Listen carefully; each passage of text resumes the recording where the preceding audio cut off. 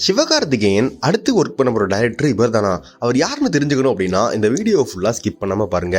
சிவகார்த்திகேயன் இப்போ ஏஆர் முருகாஸ் டைரக்ஷனில் வந்து படம் பண்ணிட்டு இருக்காரு. இந்த படத்தோட ஷூட் வந்து இன்னும் 20 இல்லை 30 நாள் மட்டும் தான் இருக்குன்னு சொல்லிட்டு மாதிரி சொல்லியிருக்காங்க. அதுக்கப்புறமா இந்த படத்தோட போஸ்ட் ப்ரொடக்ஷன் ஸ்டார்ட் பண்ணி இந்த வருஷம் எண்டு இல்லாட்டி வந்து அடுத்த வருஷம் ஸ்டார்டிங்லேயே இந்த படத்தை ரிலீஸ் பண்ண பிளான்லாம் பண்ணியிருக்காங்களாம். அது மட்டும் இல்லாமல் இவர் ஏற்கனவே நடிச்சு முடிச்ச அமரன் படத்தோட டீசர் ட்ரெய்லர் எல்லாமே வெளியே வந்துச்சு பார்த்துருப்போம். அந்த படத்துக்கான ஹைப் ரொம்பவே நல்லா இருக்கு அப்படின்னு சொல்லலாம். இதற்கிடையில இந்த படத்தை வந்து செப்டம்பர் 27 வந்து ரிலீஸ் பண்ண பிளான் பண்ணிருக்காங்களா. இதற்கிடையில தான் சிவகார்த்திகேயன் வந்து அடுத்து நம்ம டான் படம் எடுத்தாரு இல்லையா, சிபி சக்கரவர்த்தி, அவர் கூட தான் வந்து அடுத்து படம் பண்ண போறாராம். இதுக்கான டிஸ்கஷன்ல வந்து சிவகார்த்திகேயன் போய் அடிக்கடி உட்கார்றதாகவும் கதையை பத்தி கேட்டு தெரிஞ்சுக்கிறதாகவும் நிறைய நியூஸ் வந்து ஸ்ப்ரெட் ஆயிட்டு இருக்கு.